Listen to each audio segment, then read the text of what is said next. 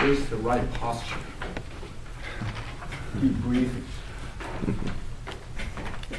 Good evening. Good evening, fellow Toastmaster and all the guests in the back. There is a very popular American dream. That is to start a business and get rich. We put together a product around a new idea. We introduce that into the marketplace. We become our own boss. For those with breakthrough ideas, it's exciting to be introducing, to be building the new Microsoft, the next Google. But that's not for me. I want to be a business owner, but a different type. My American dream is to be able to find great companies in the stock market at bargain prices and just sit and wait as a passive shareholder for the long-term gain.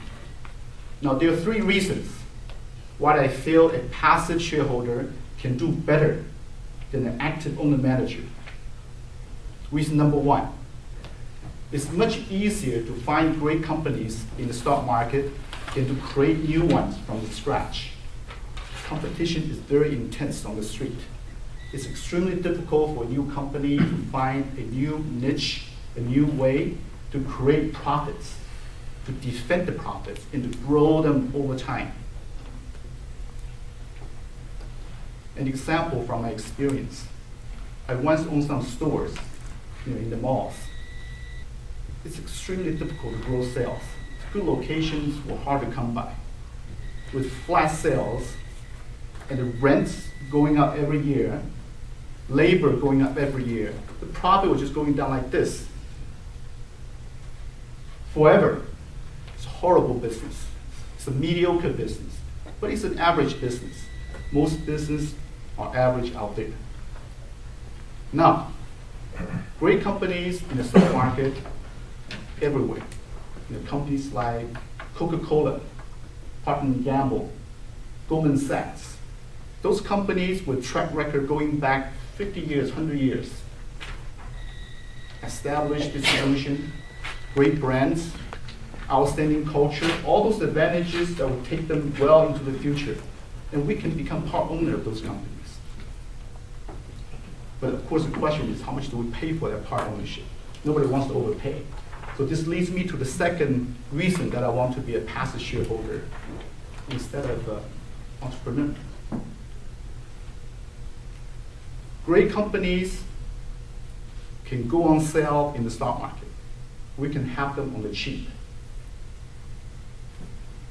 This compares with if we start a new company from scratch. We pay for the product, we pay for the R&D, we pay for the equipment, everything from the beginning, and we pay full price for them because we want the company to grow. Very expensive.